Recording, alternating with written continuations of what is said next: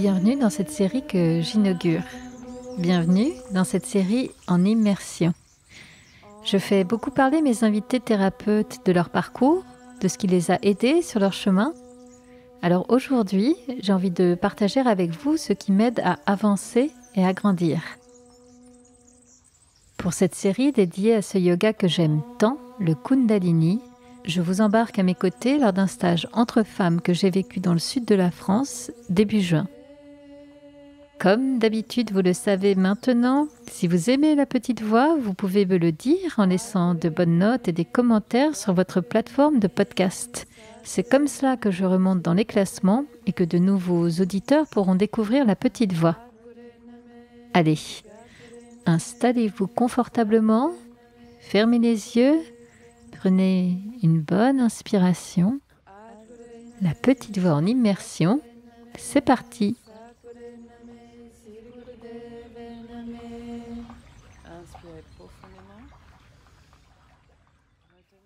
Hello, c'est reparti pour un nouvel opus de la petite voix en immersion en stage de Kundalini Yoga. Et là, vous vous dites, mais non, hier, Herveline, tu étais déjà rentrée chez toi. Oui, c'est vrai. Nous sommes aujourd'hui le samedi 9 juillet 2022. Et pourquoi j'enregistre ? Parce que je trouvais intéressant de vous faire un retour de mes impressions en ayant laissé passer un petit peu de temps depuis le stage pour être un peu retombée de cette euphorie dans laquelle j'étais et dans laquelle vous m'avez entendu les jours précédents.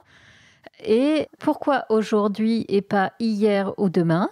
Parce que aujourd'hui, 9 juillet, cela fait exactement 40 jours que le stage a commencé. Et en Kundalini, ne me demandez pas pourquoi, mais le chiffre 40 est un chiffre important. 40 revient régulièrement et notamment, je vous ai parlé de la très belle méditation qu'on faisait tous les soirs en stage, la méditation de l'Adi Shakti. Eh bien, on l'a prolongée avec les autres participantes jusqu'à aujourd'hui. Donc, on a fait un cycle de méditation de 40 jours qui est vraiment un truc là hyper classique en Kundalini. Voilà donc pourquoi j'enregistre exactement aujourd'hui. D'ailleurs, c'était très chouette de vivre ce cycle des 40 jours de l'Adi Shakti, mais ce qui était encore plus chouette, c'était de le clôturer aujourd'hui tout ensemble. On a eu des échanges WhatsApp ces derniers jours pour se retrouver et toutes aujourd'hui à midi, on était sur, peut-être pas toutes sur un tapis de yoga, mais en tout cas toutes sur Zoom pour faire cette dernière méditation ensemble. Et je ne m'y attendais pas, mais ça m'a émue de les retrouver. Ça m'a émue de me remettre dans cette énergie-là. Et j'avais, quand on a lancé la méditation, un smile énorme sur le visage. Et même là, en vous en parlant, je trouve ça touchant de voir que ce qu'on a construit pendant le stage est encore présent. Que cette connexion, en fait, elle existe encore au-delà du temps et au-delà de ce cocon magnifique dans lequel on a vécu pendant quelques jours. Voilà pour l'introduction et les 40 jours. Ensuite, alors qu'est-ce que je retiens, moi, de ce stage de yoga avec plus d'un mois de recul ?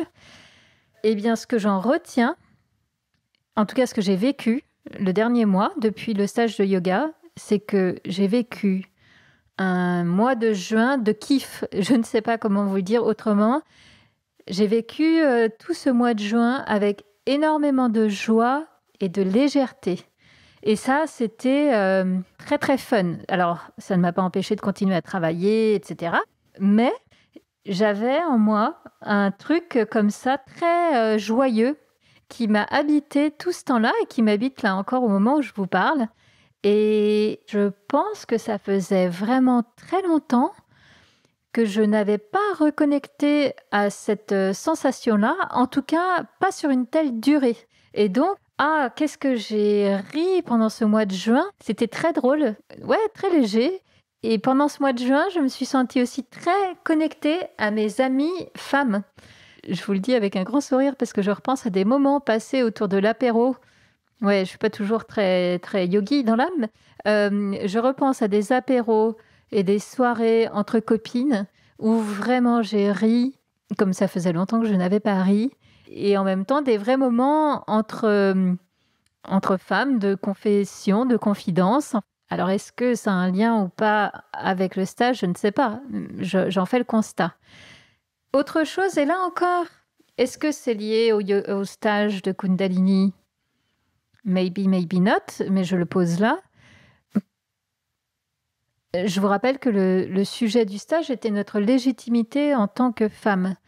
Et je me rends compte que ces derniers temps, je m'autorise à rêver plus grand que je n'ai jamais osé.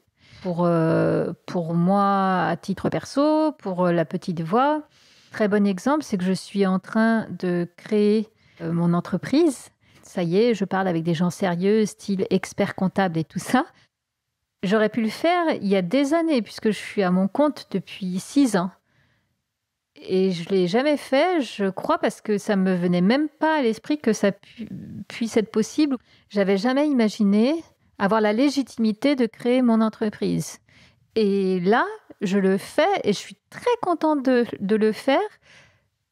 Ensuite, quoi vous dire? Ah oui, je m'autorise aussi à arrêter le Kundalini Yoga. Alors, ponctuellement, mais dans tout ce mois passé, là, les dernières semaines, qui ont été effectivement très, très joyeuses et très fun, le pendant de ça, c'est qu'elles ont été quand même assez fatigantes au terme d'une année qui l'a été aussi. Et donc, moi qui me réveillais 3 fois par semaine là, pour faire les cours de yoga sur Zoom avec Constance, là, j'ai décidé d'arrêter. Et ça, pareil, j'ai un côté tellement bon élève que ça me demande un vrai travail sur moi-même, d'accepter ça, de constater la fatigue et de me dire, ok, ça y est, là j'ai atteint comme une limite et je m'autorise à dormir le matin plutôt que d'être sur mon tapis de Kundalini. Donc évidemment, je suis absolument heureuse et ravie, même 40 jours plus tard, d'avoir vécu cette expérience-là. J'espère en vivre d'autres. J'espère, si ça vous a plu, vous en faire vivre d'autres à travers d'autres séries en immersion. Il y a quelque chose en revanche qui m'est apparu là, ces derniers jours, quelque chose sur lequel il me semblait important de revenir dans ce dernier enregistrement. J'ai passé du temps là, ces derniers soirs à réécouter ce que j'avais enregistré pendant le stage. Et je m'aperçois à quel point moi j'étais complètement dans mon truc, et c'est vrai, je l'étais. Et combien je suis convaincue à travers tout ce que je vous dis du pouvoir transformateur du Kundalini. Et c'est vrai, je suis convaincue. Là où je veux mettre un bémol, et je pense que tous ceux, même les plus ardents pratiquants du Kundalini, me rejoindront là-dessus. Mon bémol, c'est qu'il n'y a rien de magique. Il n'y a pas une solution miracle, que ce soit un style de yoga, que ce soit une thérapie, que ce soit un thérapeute. Ça n'existe pas qu'on appuie sur un bouton et que notre vie change, se transforme et devienne magnifique du jour au lendemain. Ça n'est pas possible. En revanche, ce qui est possible, c'est de travailler sur soi et de rencontrer, dans notre travail sur nous-mêmes, des outils, des thérapies et des thérapeutes magnifiques qui vont nous faire avancer, et pour certains, vont nous faire beaucoup avancer. Je le précise parce que, encore une fois, moi je suis tellement emballée et passionnée que j'ai peur de faire passer des mauvais et des faux messages. Donc oui, le Kundalini Yoga, c'est magnifique. Oui, ça peut aider à se transformer. Mais la réalité, je suis désolée de vous le dire, c'est que le boulot, il vient de nous-mêmes. On ne peut pas mettre entre les mains de quelque chose d'extérieur ou quelqu'un d'extérieur notre bien-être, notre développement personnel et spirituel. C'est à nous à faire le job, c'est à nous investir dans les pratiques qui nous font du bien. Et là, si on joue le jeu pleinement, il peut se passer des choses magnifiques. Oui, c'est formidable. Oui, ça peut transformer. Mais tout ça ne fonctionne que si vous faites vous aussi le job. Et tout est d'abord entre vos mains. Voilà, je crois en avoir terminé avec mes récits d'immersion en stage de yoga. J'ai eu plaisir à faire ces enregistrements.